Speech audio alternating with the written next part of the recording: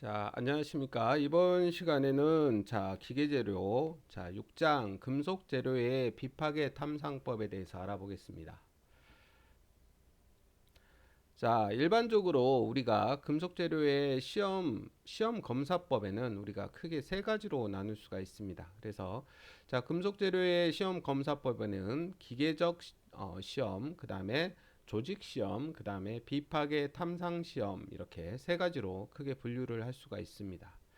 자, 그 중에서 우리가 지난 시간에 알아봤던 기계적 시험에는 우리가 인장 시험, 그러니까 어떠한 재료를 양쪽에서 잡아당겨서 실험하는 방법, 그 다음에 압축 시험, 자, 양쪽에서 눌러서 압축해서 시험하는 방법, 그 다음에 경도 실험, 자, 우리가 표면에 단단한 정도를 하기 위한 시험. 그래서 우리가 지난 시간에 뭐 노크웰, 브리넬, 그 다음에 비커스, 쇼워 뭐 이러한 경도 실험 방법들에 대해서 알아봤었습니다. 자, 그 다음에 충격 시험은 우리가 샤르피와 아이조드 해가지고 시험편을 타격해서 해머로 타격해서 우리가 올라온 각도를 측정해서 우리가 시험하는 충격 시험. 그 다음에 피로 시험은 우리 인장 압축이나 회전 로터리 시험, 그러니까 하중을 걸어놓고 회전시키면서 하는 시험, 이러한 시험들. 그 다음에 크리프 시험, 우리가 고온에서 어떠한 하중을 걸어놨을 때 실험. 그 다음에 비틀림 실험. 자, 이러한 실험들은 우리가 기계적 시험에 해당됩니다. 자, 그 다음에 이제 조직 시험은 어떠한 그 시험편, 그러니까 시료를 우리가 채취해서 그 표면을 경면으로 연마를 합니다. 경면이라고 하는 것은 유리처럼 이렇게 우리가 얼굴을 비쳤을 때 얼굴이 보일 정도로 아주 유리와 같은 면이 되도록 이렇게 연마를 하고 나서 그 면을 부식시켜서 육안으로 우리가 검사를 하거나 현미경으로 이렇게 검사를 하는 방법, 이러한 방법을 우리가 조직 시험이라고 합니다. 자, 이러한 조직 실험을 하는 이유는 그 어떤 재료의 내부의 조직들이 어떻게 이제 잘 형성이 되어 있는가, 기공이나 이런 게 있는지, 아니면 뭐 안에 성분들이 어떻게 배열되어 있는지, 결정은 어떻게 되어 있는지, 이런 것들을 우리가 조사하기 위한 실험이 조직 시험이 되겠습니다. 자, 그 다음에 이제 비파괴 탐상 실험.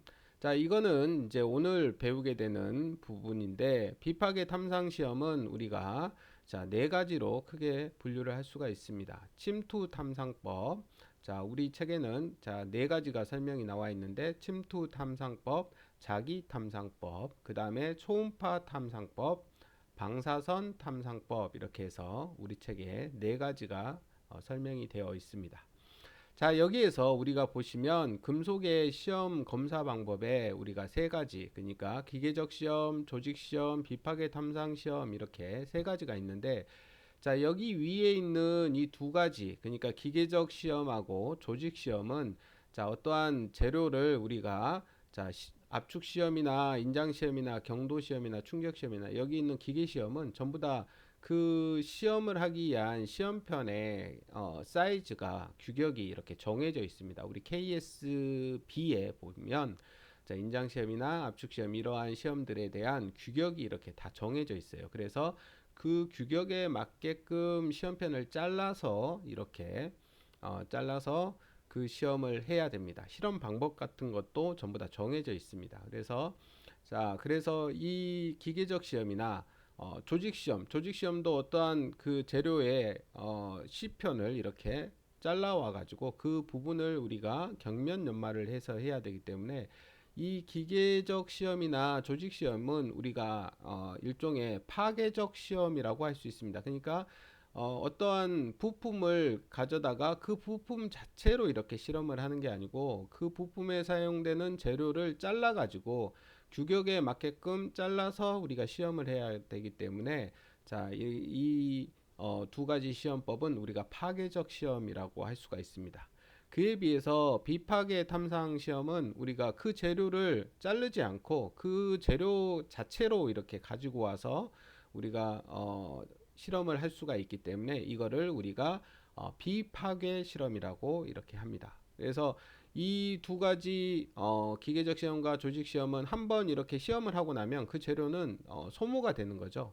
그에 비해서 비파괴 시험은 그 재료를 계속 이렇게 다른 실험을 할 수 있다는 그러한 장점이 있습니다. 그래서 자, 파괴적 시험, 그러니까 여기 있는 기계적 시험과 조직 시험의 특징은 뭐냐?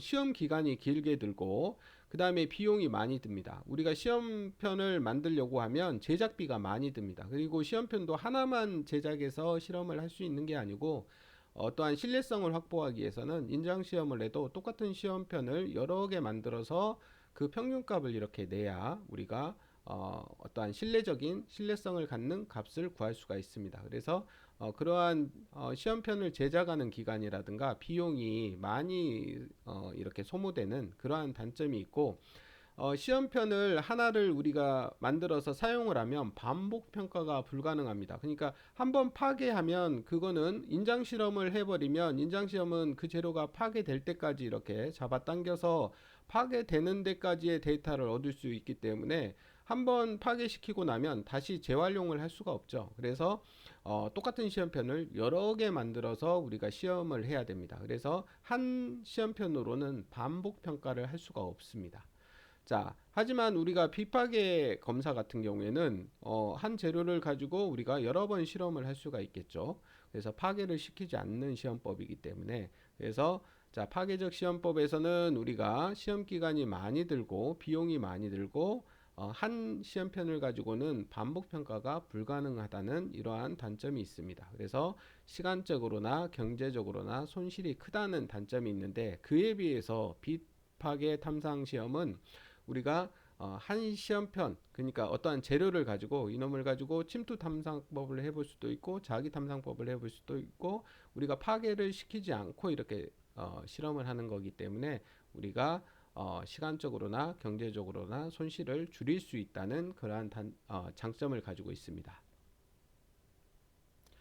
자, 그러면 비파괴 검사에서 우리가 침투 탐상법에 대해서 알아보겠습니다. 자, 침투 탐상법의 방법은 시험 방법은 재료의 표면에 있는 흠과 결함을 어떠한 액을 침투시켜 가지고 우리가 조사하는 방법입니다. 그래서 침투 탐상법의 시험 순서는 우리가 표면을 깨끗하게 세정을 하고 나서 침투액을 깊이 스며들게 하고 그다음 여기 그림에 6-1을 보시면 되겠습니다. 그래서 표면을 깨끗이 세척하고 나서 건조시킨 다음에 액체를 어, 깊이 스며들도록 이렇게 발라줍니다. 그리고 표면에 남은 침투액을 표면에 있는 침투액을 닦아내고 나서 현상액을 도포한 다음에 우리가 현상액에 의해서 스며 들어간 침투액이 스며 나오기 때문에 결함이 검출되는 이러한 방법이 바로 침투 탐상법입니다. 그래서 최근에 사용되는 형광질 삼투제를 표면에 바르거나 또는 형광액 용액에 담근 후에 꺼내어 말린 후에 암실에서 우리가 자외선으로 이렇게 시편을 검사하는 방법이 있는데 이것도 이러한 방법을 우리가 형광체 삼투법이라고 하는데 이것도 우리가 침투 탐상법의 일종입니다. 그래서 이러한 방법에 의해서 우리가 이러한 결함이나 이런 것들을 검사하는 방법을 우리가 침투 탐상법이다 이렇게 얘기합니다. 자, 두 번째는 자기 탐상법입니다. 자기 탐상법은 자석에 있어서 자력선이 나오고 있는 양극 부분에서는 철편을 끌어당기지만 자력선이 외부로 나오지 않는 곳에서는 철편을 끌어당기지 않는다. 이러한 현상을 이용해서 우리가 자성 재료의 표면과 내부의 균열을 조사하는 방법을 우리가 자기 탐상법이다 이렇게 얘기합니다. 그래서 자기 탐상법은 전자석이 만드는 환상자기 내에 결함이 있는 시료를 놓으면 아래에 보시는 그 그림처럼 결함 부분의 자력선이 밖으로 빠져나오기 때문에 이 부분에 철분을 산포시키면 부착해서 결함 부분을 검출할 수 있는데 이러한 방법을 사용하는 게 자기 탐상법이다 이렇게 아시면 되겠습니다. 그래서 그림 6-3은 철분을 사용하지 않는 것으로 탐상 코일을 이용하는 방법이다. 자, 이 방법은 탐상 코일을 자력선이 빠지고 있는 부분에 가깝게 놓으면 탐상 코일에 유도 전류가 흐르기 때문에 이때에 이제 계기를 이용해 가지고 우리가 결함을 감지할 수 있는 이러한 방법이 바로 탐상 코일을 이용한 방법입니다. 자, 그 다음에 세 번째는 초음파 탐상법입니다. 초음파는 우리가 진동수가 매 초에 1600회 이상의 음파로서 전하는 방향의 지향성이 있는데, 자, 초음파를 재료 중에 투사하면 퍼지면서 투사한 방향으로 전해짐과 함께 재료 중에 극히 얇은 공기층에서는 잘 반사하게 된다. 자, 그래서 초음파 탐상법에서는 이러한 현상을 이용해서 우리가 탐상하는 방법을 초음파 탐상법이라고 하고, 초음파 탐상법에는 우리가 세 가지 방법이 있는데 투과법과 반사법 그리고 공진법을 우리가 사용하고 있습니다. 자, 먼저 이러한 세 가지 방법 중에 투과법에 대해서 알아보겠습니다. 자, 투과법은 그림 6-4에 나와 있는 것처럼, 자, 시료의 한쪽에서 초음파를 발신하고 다른 쪽에서 수신하도록 되어 있고, 결함이 없는 경우는 초음파의 강도가 변화하지 않고 수신되지만, 자, 결함이 있는 경우에는 초음파가 산란하여 약하게 되어 수신되어지고, 또한 큰 균열일 때에는 전반사하여 수신되지 않게 된다. 자, 이러한 방법은 홍까지의 깊이를 측정할 수 없고 장치가 간단하여 편리하지만 탐상자를 양쪽에 배치시켜야 된다는 단점을 가지고 있기 때문에 우리가 일반적으로 초음파 탐상법에서는 투과법보다는 반사법을 더 많이 사용하고 있다. 자, 그러면 반사법은 어떻게 측정하느냐? 자, 밑에 있는 그림 6-5의 반사법에 대해서 그림에 나와 있습니다. 자, 그림 6-5와 같이 탐상자에 의한 초음파를 시료에 보내고 재료로부터 반사하여 온 초음파를 다시 탐상자에게 받도록 되어 있고, 이것을 증폭하여 브라운관의 파형으로 나타내게끔 되어 있는 게 반사법이다. 그래서 어, 반사파를 이용함으로 반사의 음, 발사 시간이 문제이며, 너무 길면 낮은 곳에 흠이 발견되지 않고 가까운 두 개의 흠을 발견할 수 없다는 단점을 가지고 있습니다. 자, 검출이 가능한 최단 거리는 우리가 흠의 크기나 또는 종류, 그 다음에 사용하는 파장에 따라서 다르지만 대략적으로, 자, 우리가 1에서 3m 정도의 우리가 어, 거리의 측정이 가능합니다. 자, 그 다음에 마지막으로 공진법입니다. 초음파 탐상법에서 자, 세 번째 공진법. 자, 금속판 중에 우리가 복사하는 초음파의 파장을 연속적으로 변하여 반파장의 정수배가 두께와 같게 되면 공진을 일으키는 것을 이용해서 공진 시의 파장과 판 내에서의 음속에서의 판의 두께를 구하는 방법입니다.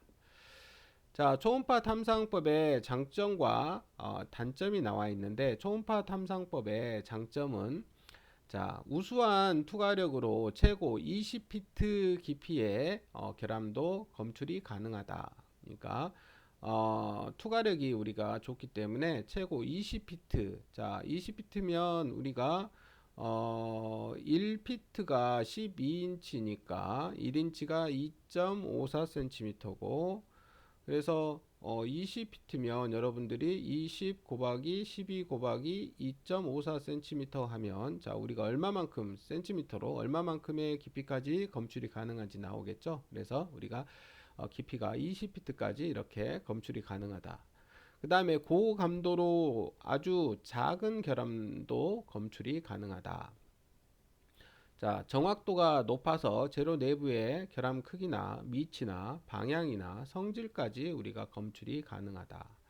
그 다음에 재료의 한 면에서 검출할 수 있다. 그 다음에 전자회로로 연결되어 즉시 표시가 가능하고 즉각 해석도 가능하다. 그 다음에 대상 재료의 부피가 커도 적용이 가능하다. 자, 마지막으로 운용상 인체에 해가 없으며 휴대가 가능하다. 우리가 초음파는 우리가 인체에 해가 없다는 장점이 있죠. 우리가 그에 비해서 이제 방사선은 우리가 이제 인체에 해롭기 때문에 주의해야 되지만 우리가 초음파는 자 여기에 나와 있는 자 7가지의 장점이 있습니다. 자 그러면 초음파 탐상법의 단점은 뭐냐? 단점은 첫 번째 작동하는데 많은 경험과 주의가 요구된다. 그래서 우리가 작동하는데 기술이 필요하다는 얘기죠. 그래서 자 이걸 작동하는 노하우가 필요하다는 얘기입니다. 그 다음에 상당한 수준의 기술적인 지식이 필요하다. 자, 세 번째, 재료가 거칠거나 소형, 방막 형태 또는 비등방성 등의 경우에는 적용이 어렵다. 그 다음에 네 번째, 표면 바로 아래의 결함은 검출이 불가능하다. 그 다음에 다섯 번째, 장치의 보정 및 결함의 해석을 위해서 표준치가 필요하다. 그래서 자, 이러한 5가지의 단점을 가지고 있습니다. 자, 다음은 방사선 투상법입니다. 자, 우리가 방사선 투상법은 우리가 X선이나 또는 감마선, 베타선, 그 다음에 중성자선 등을 우리가 주로 사용을 하는데 이 중에서 우리가 이제 가장 예전부터 사용하던 방법은 X선을 사용하는 방법입니다. 그래서 자, 이러한 방사선의 방사선이 물질을 잘 투과하는 성질을 이용한 것으로서 자, 시료의 X선을 조사하여 시료의 하부에 위치시킨 사진 필름을 감광시킨다.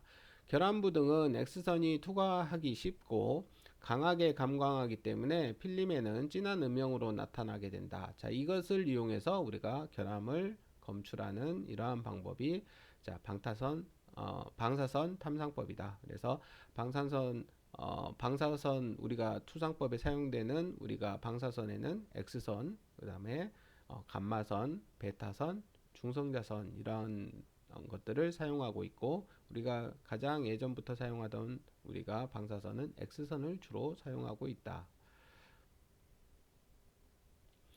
자, 그 다음에 우리 책에 보시면 예제 문제가 있는데, 자, 비파괴 검사의 예제 문제를 한번 풀어보겠습니다. 자, 첫 번째, 자, 주무에서 기공, 그러니까 우리가 홀이라 그러죠. 블로우홀. 그래서 기공의 유무를 검사하는 일반적인 방법이 아닌 것은 어느 것이냐? 자, 2009년도에 자동차 정비 산업기사에 나왔던 문제입니다.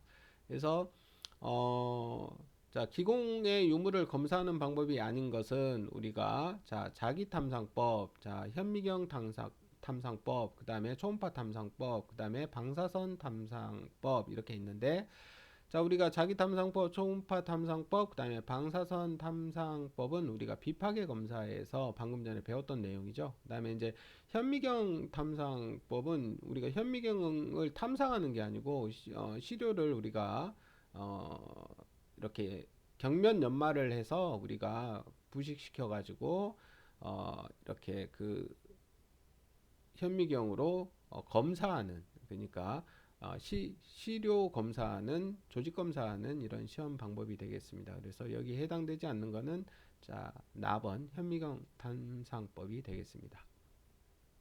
자, 그다음에 두 번째 다음 중 주물의 기공의 유무를 검사하는 방법이 아닌 것. 이것도 같은 문제네요. 같은 문제인데 예제에 자, 자기 탐상법, 그다음에 방사선 탐상법, 그다음에 형광 탐상법, 그다음에 초음파 탐상법 이렇게 나와 있습니다. 여기에서도 마찬가지로 자기 방사선 초음파는 우리가 비파괴 검사의 종류에 해당되는 거죠. 그래서 여기 형광 탐상법이 자, 아닌 게 되겠습니다. 자, 그 다음에 다 똑같은 유형이네요. 자, 주물에서 기공의 유물을 검사하는 방법이 될 수 없는 것. 이것도 자, 그러니까 2009년에도 나왔고 2003년, 2004년 그러니까 자주 나오는 문제란 얘기죠. 그래서 우리가 비파괴 검사의 종류가 아닌 걸 이렇게 물어보는 겁니다. 이것도 똑같이 형광탐상법이 되겠습니다. 자, 다음은 용접부. 그러니까 용접을 하고 나서 비파괴 검사법에 해당되지 않는 것. 이것도 우리가 2004년, 2007년에 나왔던 문제인데 우리가 비파괴 검사라고 하는 거는 방금 전에 배웠던 내용이죠. 근데 비파괴 검사에 해당하는 것. 자, 해당하는 겁니다. 이번에는. 그래서 인장 시험이나 피로 실험이나 화학 분석이나 이런 것들 여기 이에 있는 인장 시험, 피로 시험은 아까 우리가 기계적 시험, 그러니까 우리가 시료를 제작해서 만드는 시험이고, 화학 분석을 하기 위해서는 우리가 어떤 성분 분석을 해야 되는 거죠. 뭐 태우거나 이렇게 어, 시, 재료를 조금 이렇게 갖다가 태우거나 이렇게 해서 거기에 무슨 성분이 있는지 이런 것들을 검사하는 방법입니다. 자, 그에 비해서 이제 침투 검사법, 이게 이제 탐상법이죠. 그래서 침투 검사법은 우리가 비파괴 검사의 일종이라고 이렇게 보시면 되겠습니다. 자, 그래서 자, 비파괴 검사에 해당하는 게 어느 방법이냐, 이러한 문제들이 이렇게 기출되었던 문제들이니까 여러분들 한 번씩 풀어보시면 되겠습니다. 자, 그 다음에 이제 기계재료 2편 철강재료, 자, 1장 철강재료의 제조법. 자, 이거는 이제 잠시 쉬었다가 이어서 하겠습니다.